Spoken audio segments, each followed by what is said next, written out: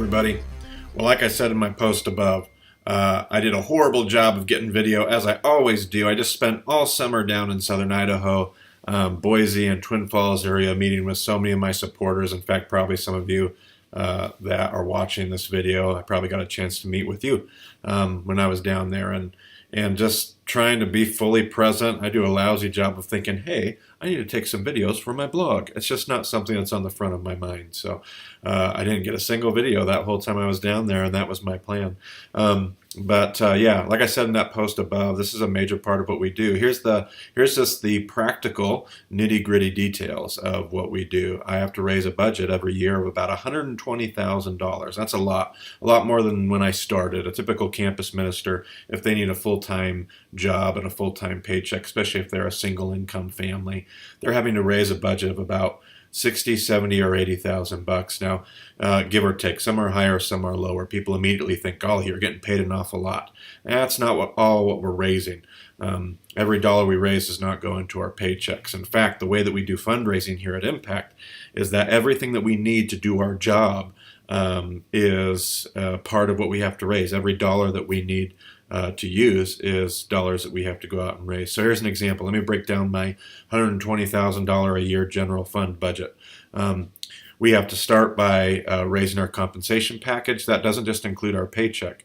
That also includes things like our taxes that the organization has to pay. I have to raise those. That money isn't coming out of nowhere. It doesn't appear out of a vacuum somewhere organizationally. That's money that I have to raise to pay my taxes. I have to raise money to pay for health insurance and provide benefits.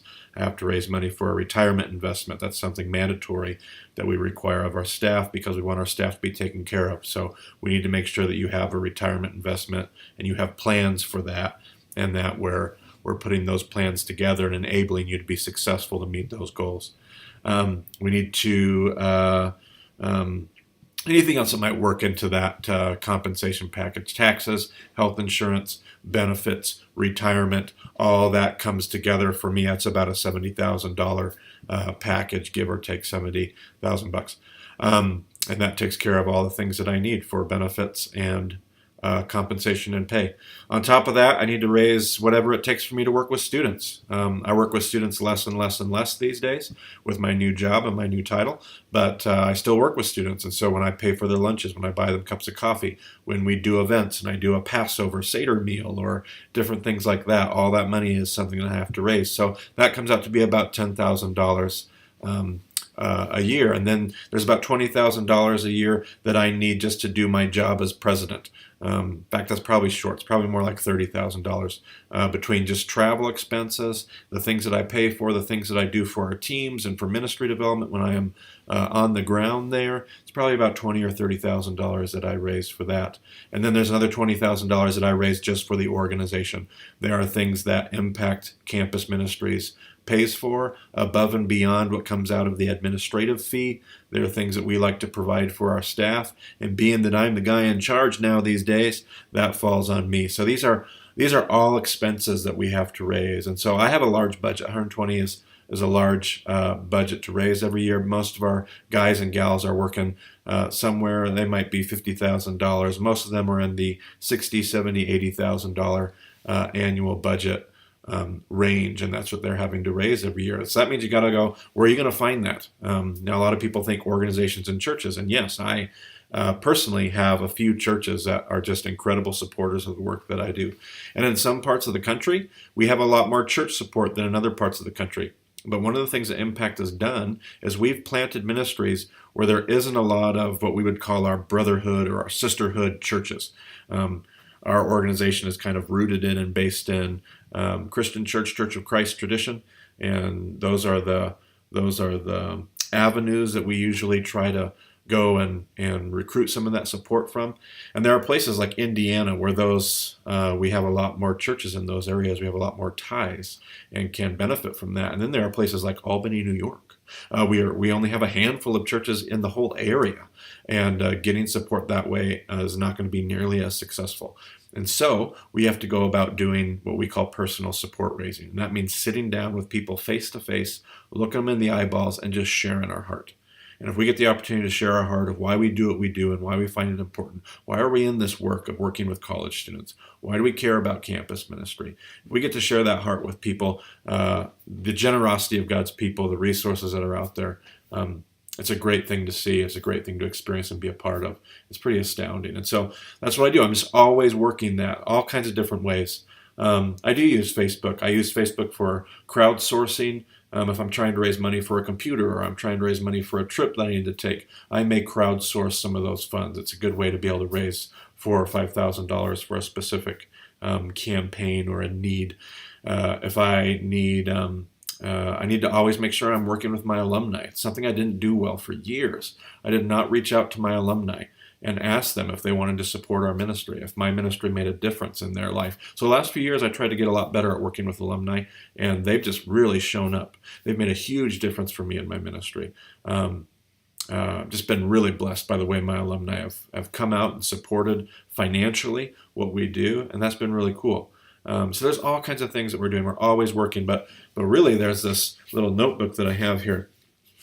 This is my super top secret fundraising, support raising notebook. I keep all of my notes in here of people that I want to talk to, people that I want to schedule appointments with, and I can't show you what's on the inside. Like I said, it's top secret. But this is stuff that I'm always keeping notes on. I'm always pursuing. I'm always asking, what are the support appointments that I can create this month? What are some special opportunities I can have to just share that vision, ask people if they want to be a part of what we do. And it's not the favorite part of what we do. But for those of us that have been in this for me, I've been doing this for 7-8 years now, fundraising. For a lot of our guys and gals, they've been doing it even longer than me, and some are brand new. But for those of us that have been doing this for a long time, we have really been blessed by the things that we have learned and the things that God has shown us through the process of fundraising and support raising. So it's something I wouldn't change. It's something that I've become endeared to the process, even though I wish I didn't have to do it every single day. It's also something that I've become very grateful for. I've become grateful for the process itself. I've become grateful for the people on the other side of that process that make what I do possible. I just wouldn't change it. I wouldn't change it. It's been amazing. So for all of you that support us, thank you. Thank you for supporting us with your gifts and your monies and your resources. What a huge, huge blessing. We thank you for that. It's a really big deal. For those of you that are watching this, you're like, oh, I didn't even know. I thought you worked for the church. No, we don't. We don't work for the church. The church does support us when I get the opportunities to preach here on the Palouse. The church does support us in some big ways, and we're very, very thankful for that. But I don't get a paycheck from the church. I don't work for the church.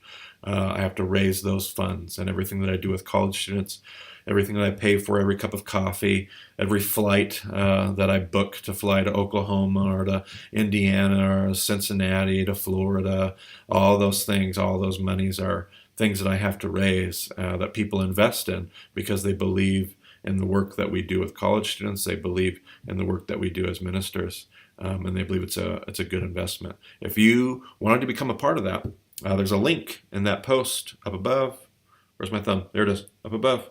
In that blog post, there's a link that you can click on, and you can sign up for one-time gifts, recurring donations. You can support my work as a ministry team. Just find BEMA Ministry on there. You can support our family and that budget that I talked about earlier. You can support that by finding my name in the drop-down menu, or you can just support the work of Impact Campus Ministries, and you can support the general fund.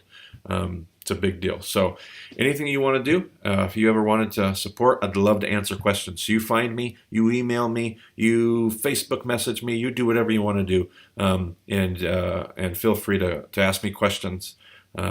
We just love to answer any of those things. So love the work of support raising, and there are days I don't, but I love what God does through it, and that's been a blessing. So thanks for watching this. Thanks for all you who support us, and we'll talk to you soon.